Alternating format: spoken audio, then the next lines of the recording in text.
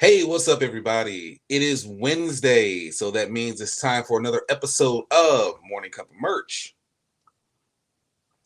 And as you can see, if you're watching the YouTube version, I am wearing my Coffee Crew shirt that I actually unboxed last week, as well as the Morning Cup of Merch coffee mug. Yeah, I'm completely merched out on Morning Cup of Merch, and really excited about it. I actually have an unboxing today of some more Morning Cup of Merch, great merch. So yeah, I get it. I don't have a hat. I do not have a hat, um, and we'll talk about that later. But I will have a Morning Cup of Merch hat. I just don't know exactly what I'm doing with it just yet. So I'm glad to see or hear or not talk to everybody, and that's totally fine. But we got some good, really interesting and exciting merch news today. And we got some great merch in the mail, and we got our unboxing, so I don't see any reason to hold off. Let's get right into it. Pixels.com was found not guilty of copyright infringement. And I want everybody to pay especially close attention to this because this can really affect how things go forward for us as content creators. So as I pull up the article here, this is telling me that last year Pixels.com was involved in a lawsuit by the estate of Sid Avery. Sid Avery was an iconic photographer, had great pictures, some of the most familiar pictures you've seen of people like Frank Sinatra, Paul Newman, Nat King Cole, Marlon Brando, James Dean, just all the big celebrities of that day. And so his estate filed suit against Pixels.com for infringement because, and if you're not familiar with Pixels.com is a print-on-demand marketplace. They primarily concentrate in the art space, so wall art, canvas art. They do have apparel, but they concentrate primarily in that art space. And so the the lawsuit came and alleged that Pixels was responsible for infringement of copyright on Sid Avery's photos.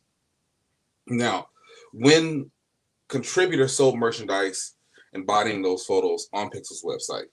Following a 3-day bench trial, the district court issued findings of fact and conclusions of law, ultimately ruling that Pixels had not infringed upon plaintiffs' copyrights because, one, Pixels had not engaged in sufficient violational conduct to be liable as a direct infringer, and two, Pixels was protected under the DMCA safe harbor.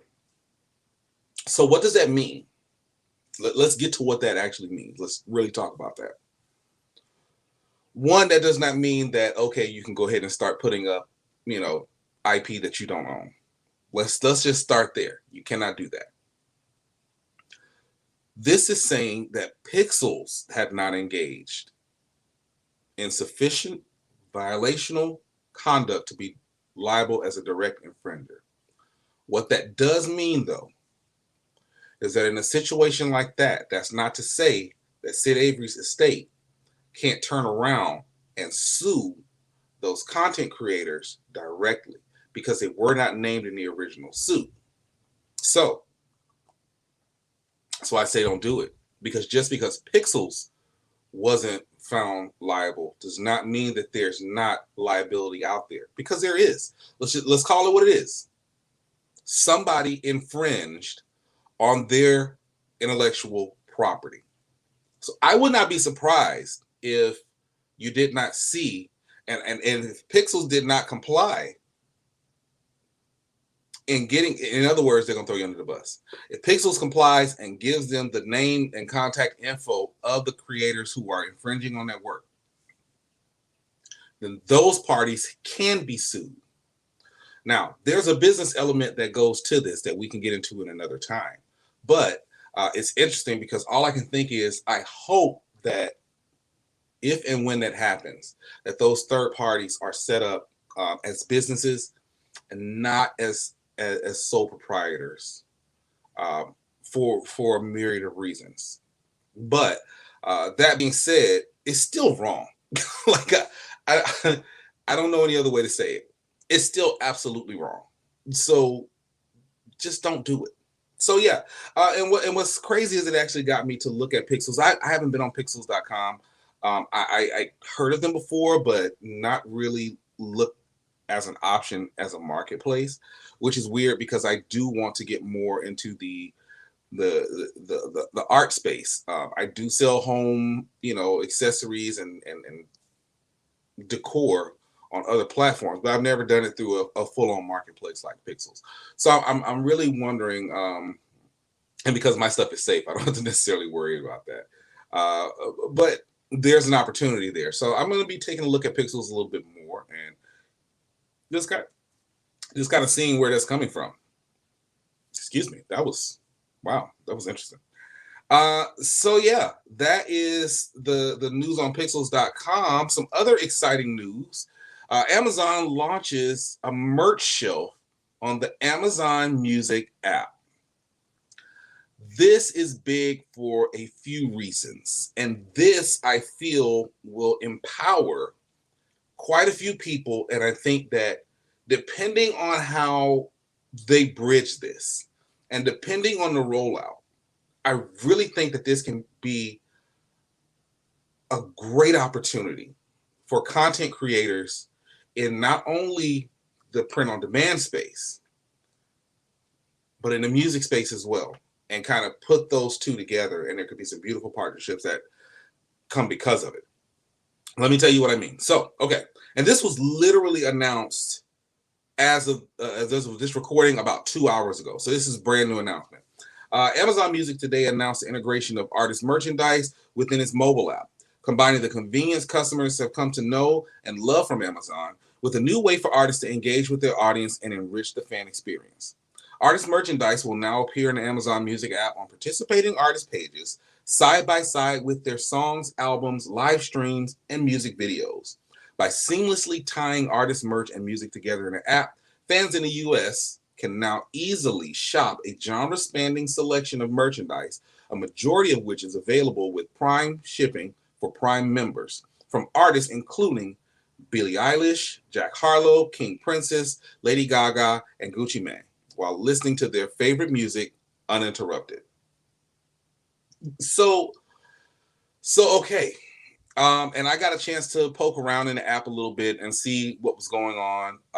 I do know that this is kind of an opt-in feature for artists. So not all artists have been able to put their merch up yet.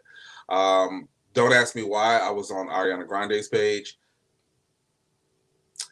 and I saw the merch that was available, and I mean, it really and truly is seamless. So this presents an opportunity for merch where if you're a content creator, like for me, what I'm trying to figure out now, and I'm reaching out to some of my friends who are still actively in the music business to see if this is something that independent artists can opt into. If it is indeed something that independent artists can opt into, then now here comes the opportunity where you as the content creator can absolutely go in and partner with these independent artists and say, hey, listen, I'll design your merch for you. You opt in for this, and then we can do whatever split we want on the cost, whatever the case may be. They can pay you up front for it, whatever the case may be. I actually did something very similar for a friend of mine from college who's a professional wrestler, and she's doing very well on the independent scene, and I designed some merch for her right before the pandemic hit. Luckily, it was right before the pandemic hit because she had merch to sell while she wasn't able to go out and work shows, so she was able to draw that money in.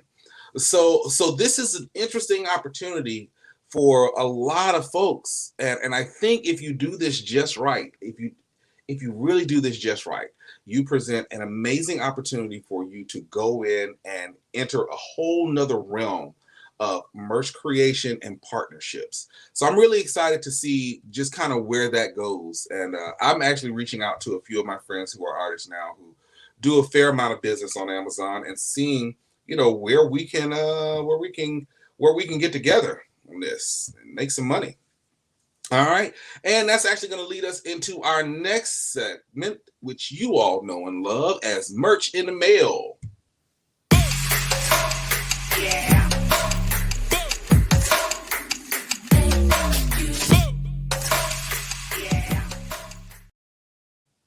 All right, so our first question comes from Ariel B. First question says, "Hi Nick." Hi Ariel. "Thanks for taking my question. I've been on merch for 2 months now in the 10 tier and I have all 10 spaces full. Nothing's selling and I'm getting a bit discouraged. Please help."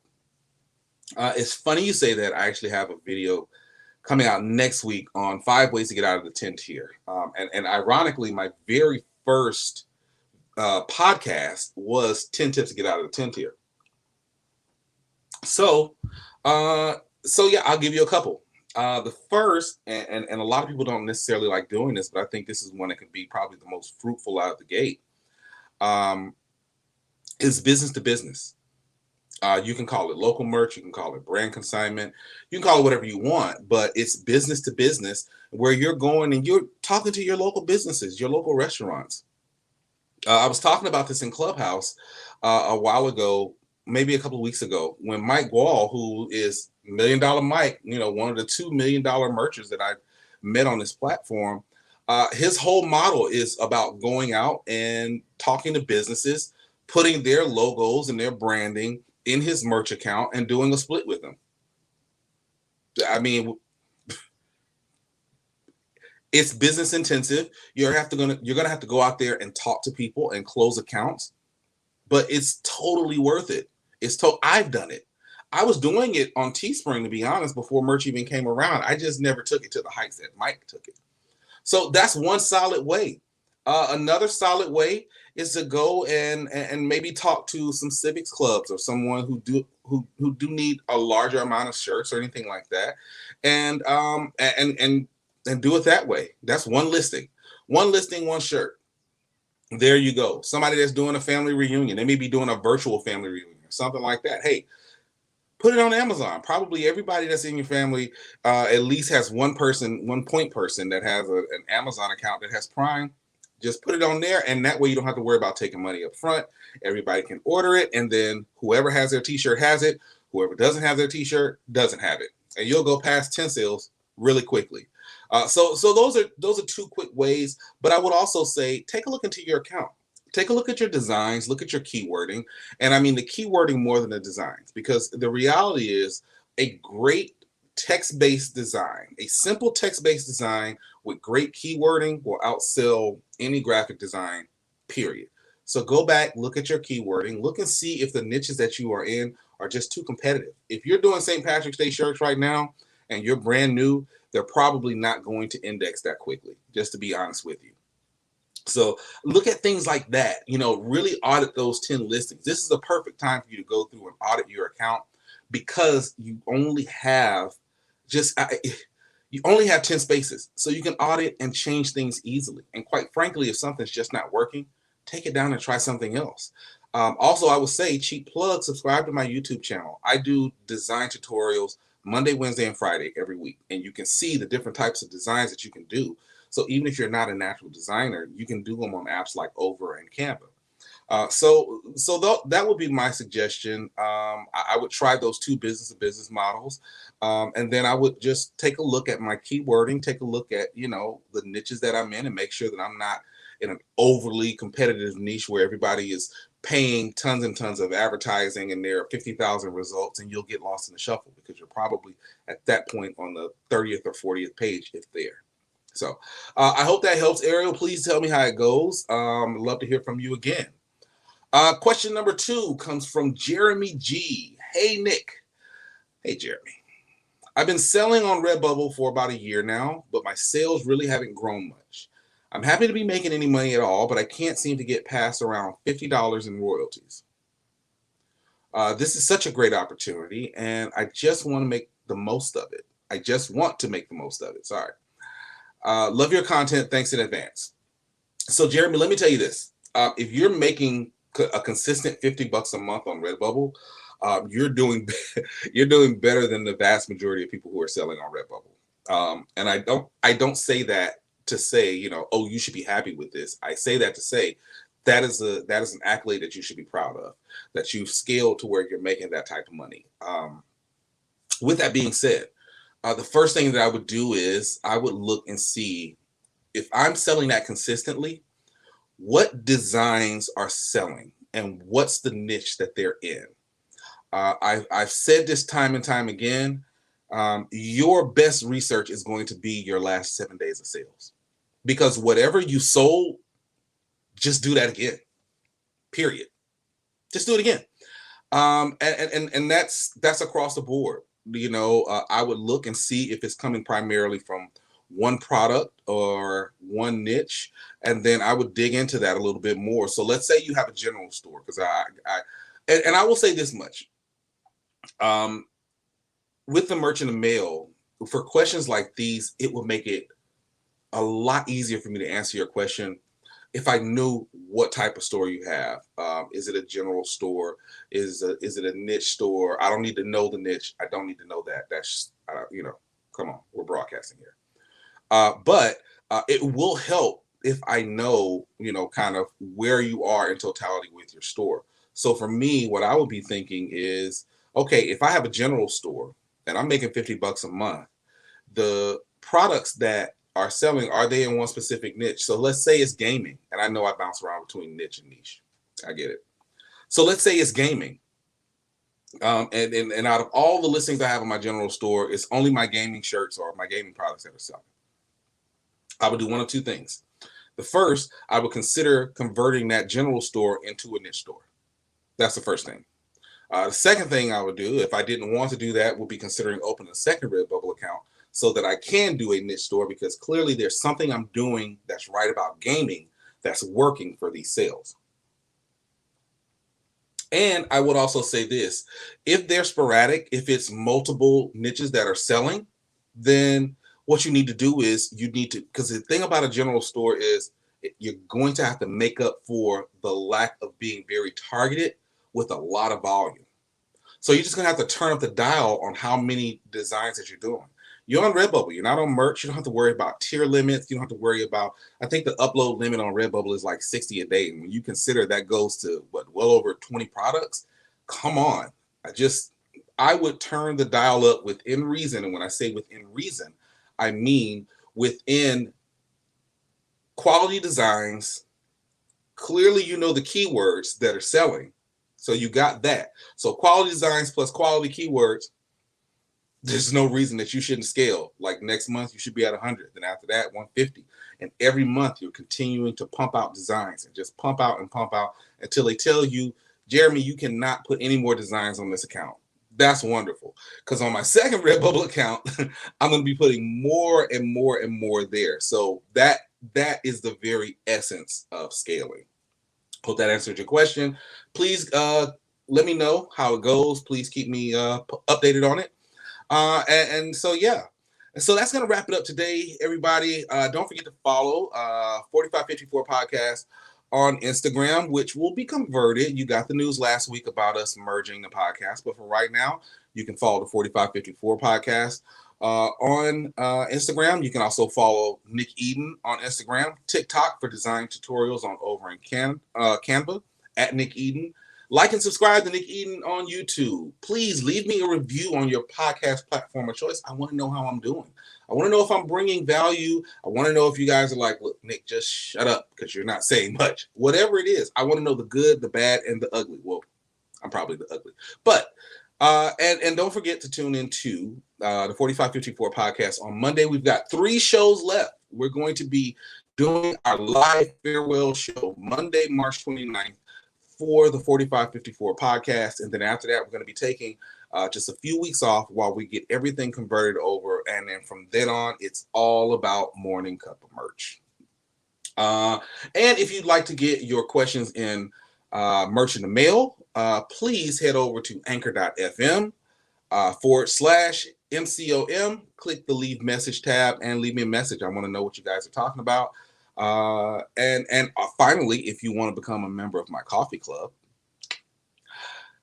please head over to buymeacoffee.com /Nick Eden. $5 for the month, $50 for the year. There's going to be a design bundle that you get at the top of every month. There's going to be extra content, advanced watches of the podcast, and so much more, and a couple of new series that I'm working on. as we build this thing out. This is a very exciting time, and I am so happy that you've allowed me into your devices, onto your TVs every week. I cannot tell you how humbled I am at the support from everyone. So with that, don't forget, stick around after the credits so we can get to this unboxing. And other than that, I will talk to you same time next week. Take care.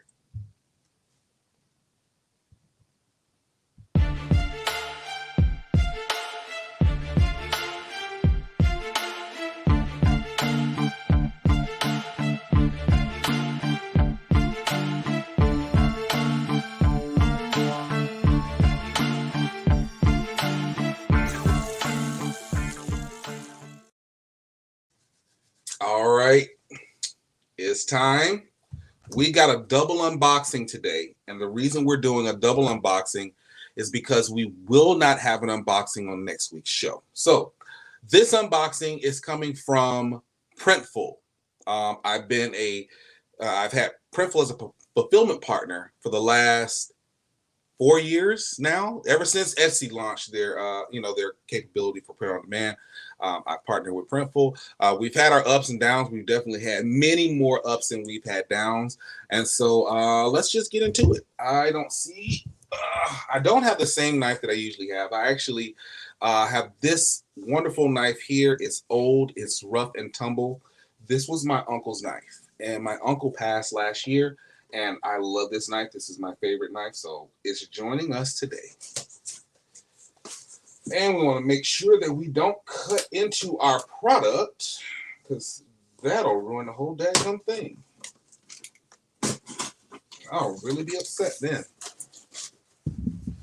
And I'm really enjoying these unboxings, even though they're getting a little expensive. All right, so our first product we have.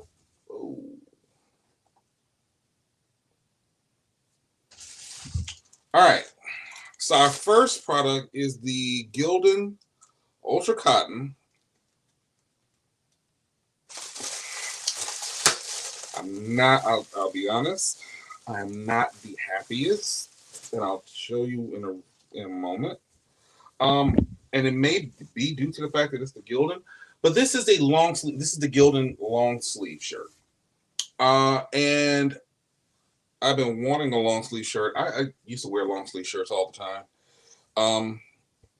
It feels good. The logo comes off very clean, as you can see. But the reason that it's throwing me off is because of the second, which is our hoodie. So now I am excited because this is like one of the first print on demand hoodies that I've ever gotten. So this one, also a Gildan heavy blend. Looks good, seemingly, right? Here's a problem though. If you notice, you've got that and you've got that. Same logo, two different colors. So let's show you this one. And let's show you this one, which is significantly lighter. And when I compare it to something like my morning cup of merch, which you really can't see, the coffee mug. Yeah, this is. So listen, let me say this much. There's a myriad of reasons as to why the coffee mug, the long sleeve shirt, and the hoodie are going to be three different colors. One, the coffee mug comes from Teespring. But these are both Gildan. These are both from Printful. And they're two different colors. So I'm actually going to defer to a couple of friends of mine who actually have a DTG printing service. Because this is just the technical side of it that I don't know. I'll say this much: it's on there. It's solid. This is a good heavy hoodie, which you can't ask for anything more than that. The long sleeve shirt, I'm gonna try these on in just a little bit. Not obviously not on camera because I don't think y'all ready for this jelly. But um, so yeah, I gotta say that I'm slightly disappointed. Like even as I look on the logo for the Coffee Crew shirt, which the Coffee Crew shirt is an Amazon shirt, I'm literally sitting here with 4 different products from 3 different companies with the same logo, and it's legitimately 3 different colors. So, so yeah, I mean, it happens. I'll say this much: Printful. I've ordered a lot of product from Printful, products that I've worn on this show. Um, Printful usually knocks it out the box. This may very well just be, one of those things. Nobody's perfect, but it's not going to deter me from using them. I don't think it should deter you from using them. This is not a sponsored video. I don't particularly make any money off of anybody being on Printful, and so yeah, I'm a little disappointed. I'm still going to rock them. You know, hey, it just kind of is what it is. I will say that this is one of the things that you kind of run into when you are in the POD business. So unless you're dealing with Pantones, you're really there's going to be some places where the consistency um, kind of goes awry. I honestly just was not expecting it from 2 products, one being printed on the same brand and from the same company. But you know what? Like I said, that's not going to deter me from them. I'm going to keep using them, and that's just kind of it. That's it for this week. I will see you all next week. Take care, and I'll talk to you later.